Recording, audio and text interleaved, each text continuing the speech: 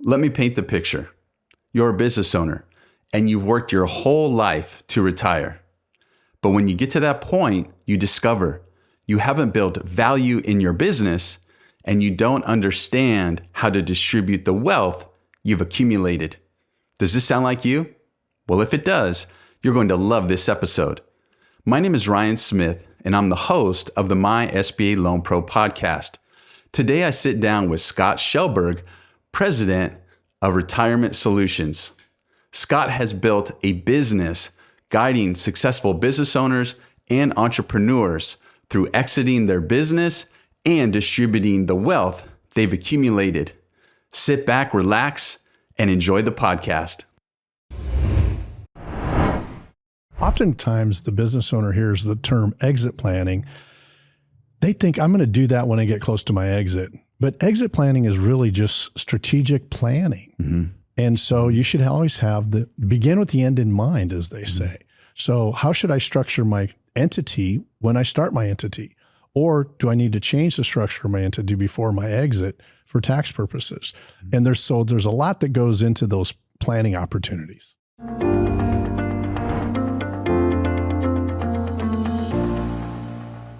Scott, welcome to the My SBA Loan Pro podcast. Thanks, Ryan. I really appreciate the opportunity to be here. So, Scott, the reason why I asked you here is because you have a specialty niche within the wealth advisory industry, focusing on income wealth distribution instead of accumulation. Please tell us how you got here in life and in your career. Certainly. Take me back a little bit to University of Nebraska, and I had some really good counseling from a fraternity elder that said, go find out where you want to live and then get the best training company and go work for them. So I did that. I found that I wanted to live in North County, San Diego, and I landed with IDS at the time, which is now Ameriprise, which has been gobbled up by Osaic, et cetera. So anyway, they had the very best training program. And so I start working with clients, and I naturally had this attraction to elderly retired women. And so I worked with a lot of those clients and a lot of widows. And it was pretty cool to be able to be kind of that trusted source for them, almost like a grandson-grandmother relationship. And through that, I end up realizing that a lot of their friends are losing their spouses. And so I wrote a 3-part series called I Lost a Loved One. And we helped a lot of people figure out what to do at each phase of that stage of, grieving and then moving on to your next chapter in the last part. And when doing that, we realized that we're working with a lot of constrained investors, and these widows don't have a lot to work with. So we have to make a little go a long way. And so we really mastered the income distribution phase of the financial planning. And so we call that the income for life model, which David Machia labeled years ago with his software. And so we've continued to work with that process. Got it. Yeah. So I want to distinguish between a lot of advisors, whether they're registered investment advisors, wealth advisors, who are primarily working with people during the accumulation phase. Mm-hmm. But you have a niche in the distribution phase. Correct. And so what I'm excited to do is really just land on that, go deep, and have you talk about who's your ideal client, when should they come to you? What if, for example, they come to you and they haven't been prepared? Maybe they're a little older. What can you do for them? Or those who come to you and they are prepared. So if you can start diving deep into who's your ideal client and what do you do for them? Well, we call our ideal client Tired Ted. And so Tired Ted is typically in his early 60s. He's a business owner, very successful. And he's at the stage of life where he would like to be able to retire, but he really isn't sure that he can afford to, because he has a fantastic life because of all the fruits of his labor and the benefits of having a business. Mm-hmm. So he runs a lot of his expenses through the business, and he has a 401k, and the wife may work in the business and help out. But the question is, how much is my business really worth? And after the transaction costs and the taxes, is that going to be enough to replace the income that I've been drawing out of the business? Mm-hmm. And so that's where we really come in, is we do a wealth plan, a financial plan for that business owner, and identify what they have and what they need. And if there's a gap there, we call that a wealth gap. And so then we have to go to work on that closing that wealth gap. And that wealth gap may be several $1 million. And of course, if they're a business owner, the best way to close the wealth gap is to look at the business and say, well, how can we increase the value of that business? A couple clients I just had recently, they had a $5 million business. We needed to take it up to about $7.5 million to net enough proceeds for them to really support their lifestyle comfortably. Yeah. Okay. Yeah. So I work with a lot of business owners, and on a day-to-day basis, they're focused on their employees, their vendors, driving profitability, driving revenue, preparing their taxes, et cetera. So they're focused on things that are right in front of them. Correct. How can you speak to them right now to say, hey, if you're at that age or you're nearing that age, maybe take your eyes up a little bit and start thinking about how you're going to live after you sell the business? Well, you've heard the saying, work on your business, not in your business. Yes. So now we're going to work on your life and not on your business. Love it. And so when we're working on our life, we're identifying like, really, what is this all about? I mean, why do I have this business? And it's to support the business owner and their family and their causes that they care about. But how do we maximize that and then be able to go on to the next chapter of their life? And so identifying what they need and then closing that wealth gap by closing the value gap of the business. And we compared their business valuation to best in class in their industry. And we identify where they may be falling short. And then fortunately, with the connections through provisors, we're able to bring a lot of talented people in and help that business owner close that value gap in the business. And then we have enough money now, once we sell that, to support that ideal retirement lifestyle. Got it. So you hit on it, but I want you to dive deep now. When is it ideal for that business owner, he or she, to come to you so that you can maximize the value that you bring? 5 years or before exit is ideal because we have multiple tax strategies that we can start to implement. So if you're an S Corp, you might want to convert to a C Corp for 1202 purposes.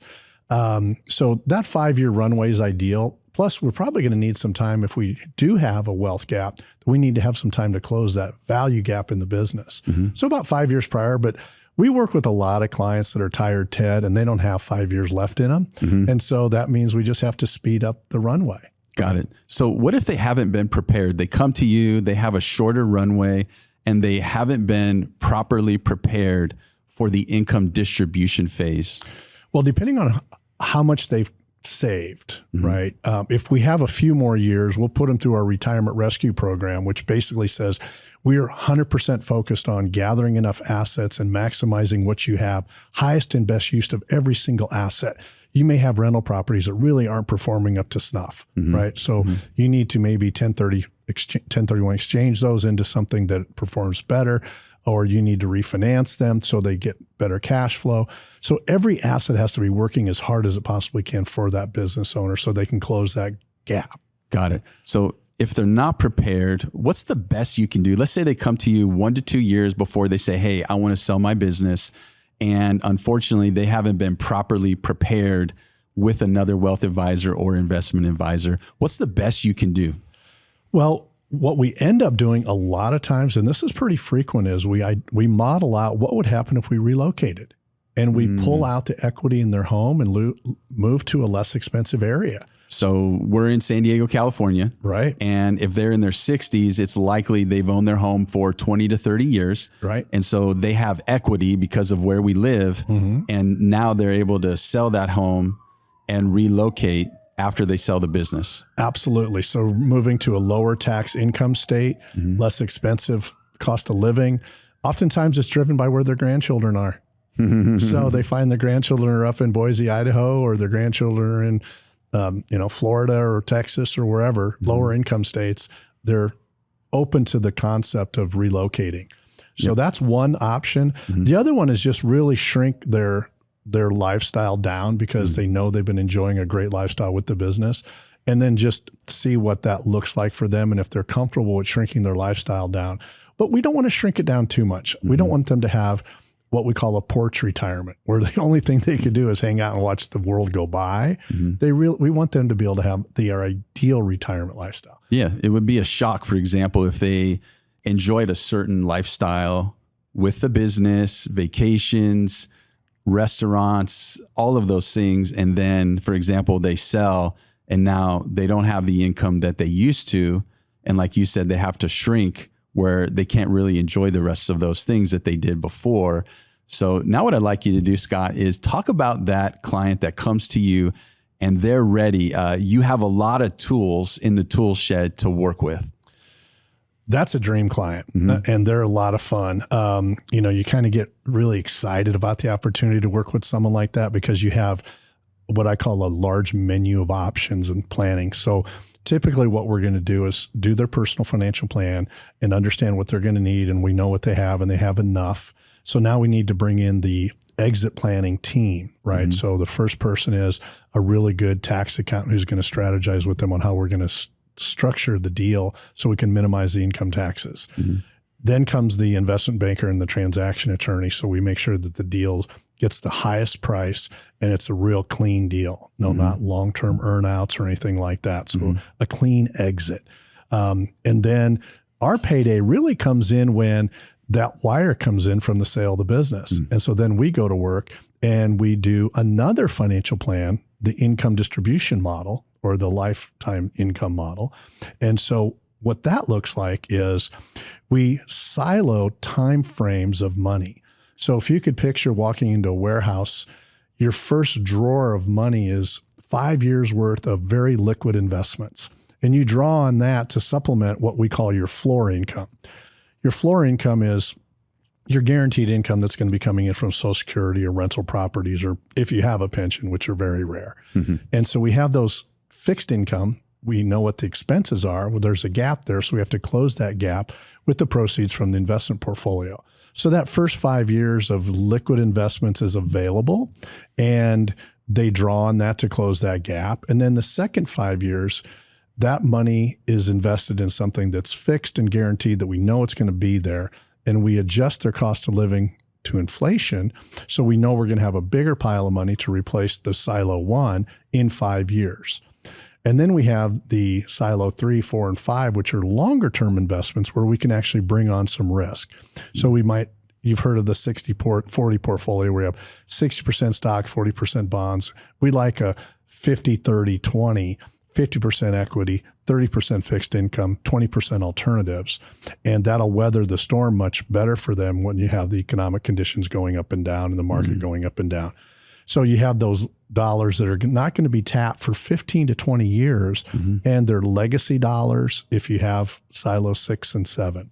So that's kind of our income distribution plan. Once they are retired and we receive that wire, what do we do with it? So I like what you said there. So the first thing is you act as the quarterback, number one.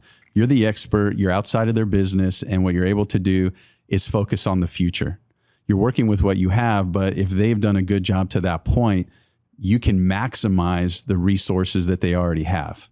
Absolutely. Then you bring in your resources, so your specialty third-party service providers who specialize in their particular niche. So we're working with experts all around. Right. And from that point, they have a game plan, as opposed to so many people who don't have a game plan, right? Absolutely. And that's oftentimes the business owner hears the term exit planning. They think I'm going to do that when I get close to my exit. But exit planning is really just strategic planning. And so you should always begin with the end in mind, as they say. So how should I structure my entity when I start my entity? Or do I need to change the structure of my entity before my exit for tax purposes? And there's a lot that goes into those planning opportunities. Yeah. And so, Scott, I've known you for a long time, as I've already said. I've never heard anyone talk about your niche other than you. So what I'd like you to do now is talk about what differentiates you from someone who only focuses on the accumulation phase. And for those people watching, what should they listen for, or what should they question? Why haven't I heard this from my advisor? Well, I think, unfortunately, in our industry, there's a lot of confusion as to what the difference is between a financial advisor, a wealth advisor, an investment advisor, et cetera. And we typically can all use the same titles, but if you're an investment advisor only, you're probably focusing on an accumulation phase, and you're helping people manage their investments, whether it's inside their retirement plan, their 401k, their IRAs, their SEPs, et cetera, and outside their retirement plans. And so they're just focused on that. Whereas a true wealth advisor is much more than that. Investment's an important part, but imagine most people are concerned about their fees. And so they look at their investment advisor and say, well, you're 20 or 30 or 40 basis points more expensive. Well, maybe, but they don't even look at your tax returns, which could be 30 to 40 to 50% of your proceeds of your income. So let's concentrate on all the real important things like estate planning and proper protection, whether, a peril could happen to you or your business, et cetera. And look at the whole picture, not just investments. So a true wealth advisor is going to be looking at everything holistically, have a written financial plan, a written action plan, and as you said, a game plan with all your other experts on the team, and everybody's working for the benefit of the client. What I have found, Scott, my value is I will pay for experts, because what I have discovered is when I pay for experts, I actually come out on top. Because there's a lot of money to be found, just like you said, right? So you look at tax returns, you look at the holistic picture, and what you're able to do then is actually create more value than the cost of your services. Do you think that's accurate? That's 100%. I think that was so well said. And I wish more people would really understand it that way. It makes a big difference when everything is coordinated. And unfortunately, when we see mistakes, it's typically because everything wasn't coordinated. So they don't have the shares of their corporation in their living trust. They don't have proper coordination with their property and casualty insurance. And so there's a gap there. That gap gets exposed, and that gap is expensive. And so I own, obviously, think SBA, and then I was able to acquire a business last year. And all of these things that you're speaking about, I have no clue. And I want you to now talk about that person like me, 40s and 50s. What can they start doing now to make sure they're ready for you so that you can maximize when they do sell that business? Because maybe one day, I'm not planning on selling the Sky Zone right now, but who knows? Maybe my partner and I in 10, 15, 20 years say, hey, you know what? Let's sell it and let someone else run it. What should I be doing? What should other business owners be doing, 40s, 50s, to prepare for that exit and to be ready for you?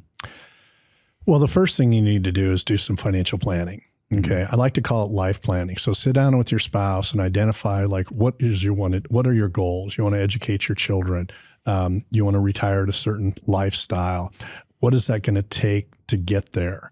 And then put together a game plan with a wealth advisor to do that. And the key component is when you're putting money aside, understand the taxation of how that money is going to come out to produce income. So think about the end in mind again. So you're getting to a stage where you're on the off ramp, you're selling your business, you're moving into the income distribution phase of your life. What if you have everything in a 401k IRA, and so it's now coming to you taxable? Yeah, talk about that. So they focus on how it's going in, and then they look at it increase. But what you do is you focus, okay, this is how it comes in, but really think about the end. Think about how it goes out. Absolutely. So that's crucial. Talk about where it should go in and what that division looks like. Well, so you have a 401k and you put that money in, it looks great, right? Because you're getting a tax break. It's going in pre-tax. It's growing tax deferred, but it's coming out taxable. And being from Nebraska, understanding crops, we would rather pay the tax on the seed, not the harvest. I love it. And so what happens with a lot of people is they use a 401k and they pay the tax on the harvest. Yes. Right. And so now if you make too much money, you don't qualify for a Roth, but a lot of 401k plans offer a Roth option and it's not dictated on how much income you make. So you're able to participate in your Roth option in your 401k. So think about that distribution phase is how's my money going to come to me? So I love real estate.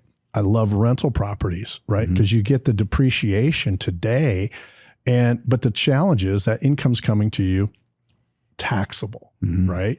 And so that's something to be aware of. So do you have some tax-free buckets, like maybe some municipal bonds, or do you have Roth IRAs, or even better, do you have permanent life insurance properly structured where it provided for your family in the event of your premature death. But when it comes time to enjoyment, now you can turn around and use it as your own bank and pay yourself a tax-free income with properly structured. And so now you have 2 or 3 different buckets of money that you can pull from. 401k, taxable. Roth, tax-free. Life insurance, tax-free. Muni bonds, tax-free. So now you have that flexibility, and tax-free income is wonderful, because a big misconception is people think they're going to survive off of or live well off of about 70% of what they're doing today during retirement. And I will tell you that when you're retired, every day is a Saturday. So you're doing everything. That's right. Yeah, you're doing your errands, you're having fun, you're going out to dinner, you're traveling more. You want that ideal retirement lifestyle, not that porch retirement lifestyle. Yeah. It's going to cost a lot of money.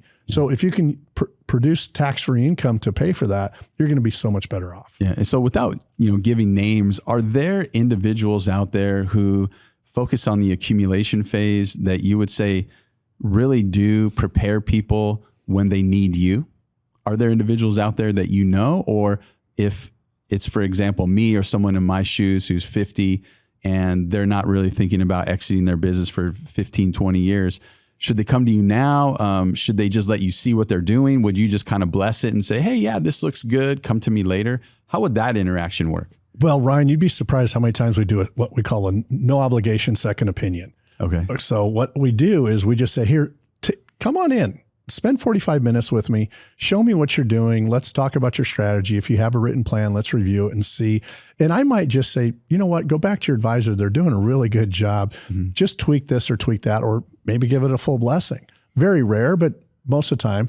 A lot of the accumulation specialists are younger in this industry, and so they don't have the full experience. Talk about that, because it's the same in my industry. We're seeing right now where a lot of the, as my kids would call them, old heads, or unks, right? So they're retiring, but they have all of this IP, right? They're smart. They've been there, done that. They know where all the traps are. And so, but they're retiring.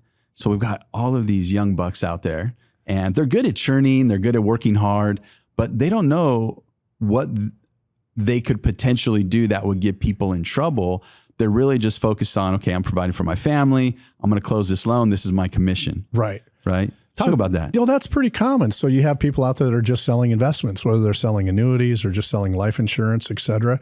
And the challenge with that is they're not looking at it holistically. Like you said, they're supporting their family. They're probably not doing a lot of harm for their client, but it's not coordinated again. So it's not done with the master plan. Like you might need life insurance or you might not, or maybe you need term versus permanent. So those are the types of things that happen. So you have to be aware of those types of individuals. And they really come out of the woodwork when it's announced that you sold your business. Yes. Because that's when you're going to be solicited like crazy. Like, hey, Ryan, heard you sold your Sky Zone. Yep. Right. And so they're going to be coming at you wanting to invest your money. And you're going to be able to sit back and say, no, it's okay. I've had a master plan all this time. I'm just continuing to execute it. I'm now in the distribution phase of my life instead of the accumulation phase. So tell us what those foxes look like so that people can be aware and beware of them when they come out of the woodwork. Well, typically they're out there selling something that's going to be commission based. Okay. So they're going to be selling annuities and life insurance. And not to say that's bad, right? Those are, if they're properly structured. And there's a huge difference between a properly structured life or annuity and something that's structured for the benefit of the advisor. And so be on the lookout for somebody who's just selling product, selling investments. A lot of the individuals that are sitting inside of a bank are selling investments, and they're probably doing an okay job, but they're not looking at everything else. They're not looking at your tax returns in the big picture. Are they helping you maximize your 401k or your Roth provisions or other strategies? So those limited view individuals are the people that you really want to stay away from and go towards the people who have the much broader view, the experience. Not to say that you need to have 40 years of experience like I do. You can have 10 years of experience and be very well qualified because you're working with a good firm who trains the big picture. Got it. Yeah, no, that's great. What I'd like to do now is transition to my client. So my client, for example, comes to me, Ryan, I want to buy a business. Okay, great. So what I do is help them through the loan process. We obtain the loan, they buy the business. Now they're business owners, right? And one of the things you talked about is when individual business owners come to you, you help prepare the business. A lot of businesses, unfortunately, they're not prepared. So what I'd like you to do now is talk to the business owner. They're younger, they've bought a business, and discuss how they can operate their business, right? So I know what you do when the business comes to you, and it's all hands on deck, right? So you're picking up the phone. All right, we need this, we need that. We're calling attorneys, we're calling CFOs, we're calling all these people. But what if they did that for the life of the business? What should they do? So I'd like you to go in detail. What should they do? Who should they have on their staff? And when should they have, like example, what revenue levels should they have, which type of service providers, whether it's outsourced or whether it's on staff? And then talk about how if they do it early, they're creating that value earlier so that it's not so much of a fire drill when they come to you. Well, we're seeing this a lot where people are leaving corporate America and they're buying businesses, which is fantastic. It's the American dream. And so starting with a really good accountant, a CPA who's going to coach you on the entity style that you should have your entity placed in. So is it an S Corp, a C Corp, an LLC, right? Making sure that you have really good protection. So you have a good commercial insurance broker that's with you, making sure that you're protected from the perils, especially in the state of California, and especially if you have employees. So understand that part. Yes. Make sure that you have a good HR consultant who's going to do a handbook for you and keep you out of employee trouble, right? Because that's important. And then you may need ongoing as you get a little bit more sophisticated, more than just your account, but maybe somebody like a controller and help you set your books up properly. And so you have your base team there. And now we need to figure out, how do we operate all these different parts? And my recommendation, I love EOS, Entrepreneurial Operating System. So you could hire an implementer to come in at the beginning of the year, do a master plan for 5, 3, and 1 years, and then break it down into what we call quarterly sprints. This is what everybody on the team needs to accomplish for those 90 days. And then we refresh and do it all over the next quarter. And so you're learning about all the different components of the business. And so now you're operating your business, most importantly, for driving value, not cash flow.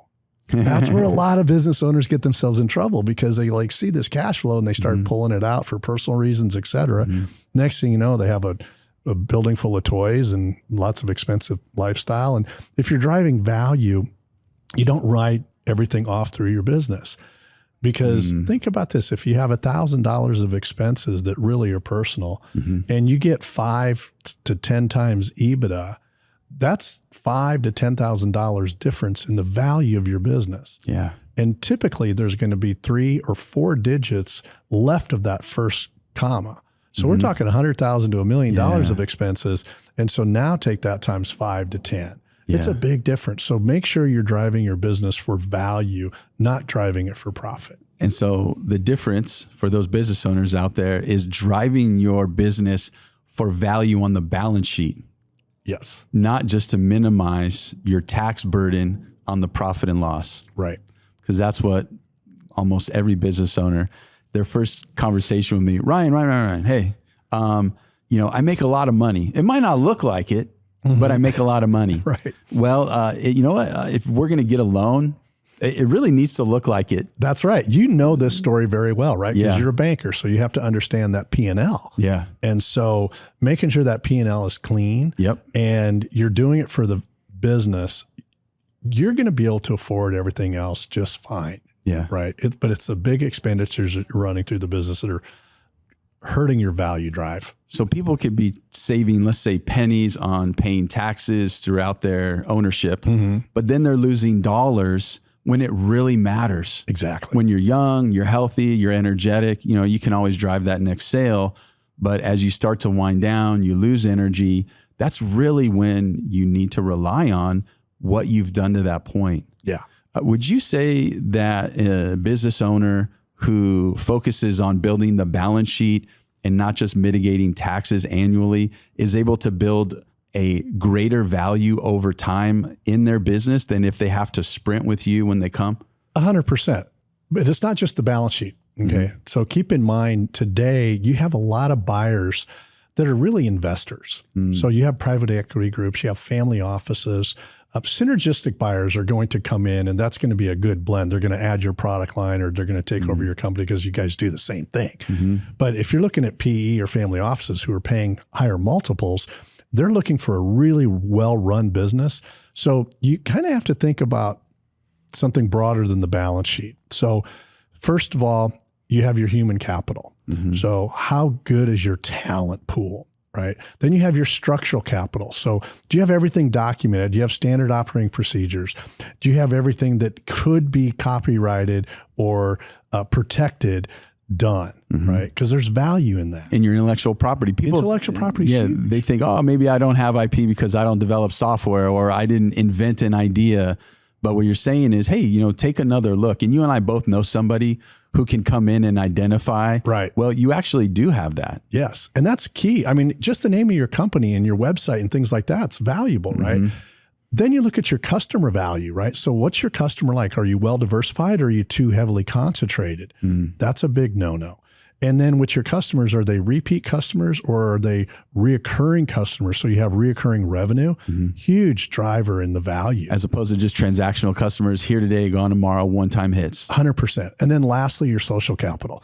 And that's your culture. So you have to have a really good culture, because chances are you as a business owner, you're going to sell and you're going to depart, but the rest of the people are going to stay there, and they need to be really happy. And then you also need to be, how are you plugged into your community? Like, do you and your team go out and support the community, the nonprofit organizations, or what else do you do in the community to show that you care?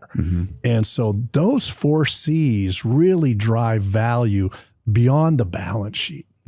So if there's a good guy in the world of finance, you're the good guy.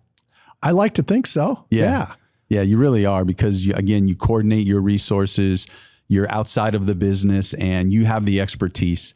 As a business owner, the deck's really stacked against us because we know what we know about our business, but we don't know about all the investment vehicles. We don't know about insurance. We're told get term and forget whole. And then others come and say, well, no, you need a little term, but man, you're dumb if you don't get whole. All of the, and then, universal, and there's all these really exotic, risky investments that are out there. And we don't necessarily know, who's the fox, right? Right. Or who's the Jiminy Cricket. We don't know. Yeah. So I love the fact that you really went deep with that business owner and what they can do now to start preparing for their exit. What I'd like to do now is talk about that individual who's in their 60s. They're watching this podcast somehow. I don't know, maybe their grandchild or their son or daughter, they said, hey, you really need to watch this. And they're hearing a lot of these things for the first time. They've never had this conversation with their current wealth advisor, but they're in the market for one. What would you say to that person? Well, I think it's like anything. If you had a doctor tell you that you had a major illness, it's probably time to get a second opinion. And we offer second opinions, no cost, no obligation. We sit down for them with 45 minutes over Zoom, in person, preferably one of the two, and really identify what they have, what they need, and what they're doing, and give them some really good guidance from that point. And we're hoping that if they're really satisfied with our offering compared to what they are currently getting, that they hire us. But there's a lot of me out there. So there's really good firms out there, and I'm happy to introduce you to those. If something that said, oh, like once we often hear, I still want to be close to my advisor. So, that age group of demographics that we're dealing with is the baby boomer generation, and they still like to go kick tires. So they're not so enamored with doing everything virtually. So periodically you have to line them up with somebody who's in their area, whether it's the Bay Area or LA or Orange County or Southern, further south than we are. So whatever the case may be, we're happy to be that first stop, get a second opinion. We'll be honest with you. Yeah. Well, I mean, I could tell you if you're watching out there, Scott's the pro. He's going to take care of you. If you have this need, contact him, whether it's him or someone else. Like he said, he's going to be the guy that quarterbacks your next steps. And I want to end this now on a positive note. And we're going to have to limit the next segment. But if you could just share some success stories, talk about possibly different phases. So someone who came to you earlier than later, someone maybe came to you later. And then also if you have a story of how you were able to find opportunity when someone came to you thinking there may not be a lot of opportunity. So if you can give us some case studies, let's end this on a positive note. Sure. One that comes to mind recently, probably just right after COVID, we had a gentleman who didn't even think his business was of any value. And we realized that it was probably worth about $1.5 million. So better than zero. However, we were able to coach him up and change a few things in the business and then find a synergistic buyer who really wanted to expand into his territory. So it's basically building maintenance. And so apartment complexes and commercial buildings and that. And so we end up selling that business for about $4 million. Wow. Yeah. And that turnaround was inside 18 months. Wow. Where I love it. Yeah. So that was a really fun success story. One that's fun right now is working with a client who identified the fact that they had too much customer concentration in their plastic molding business. And so now they're expanding into other areas of plastic molding, and they're driving the value way beyond they need to, because we've already identified that we can exit the business and net what they need, but they're having more fun now because they put the proper structure in the business. They're doing their 90-day sprints and they're having fun, and they bought a new truck and an Airstream, and they're enjoying life while they're doing it. But at the same time, they're still driving value, and it's more about their legacy now, not about them. And so I just want to be very clear here that everyone understands this. When they came to you, they had no idea what you do, how you do it, and the fact that you could do it for them.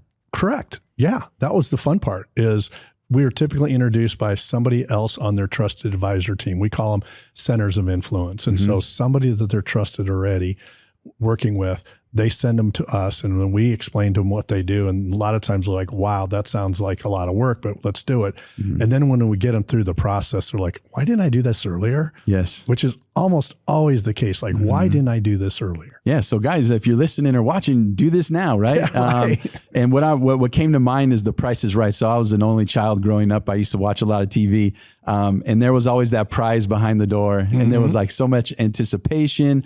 And I can just see, when people call you, you just open up that door and there's something behind it that has value. So let's just talk about the first example you gave. Zero. Yeah. They shut down their business. They get zero. What are they going to do?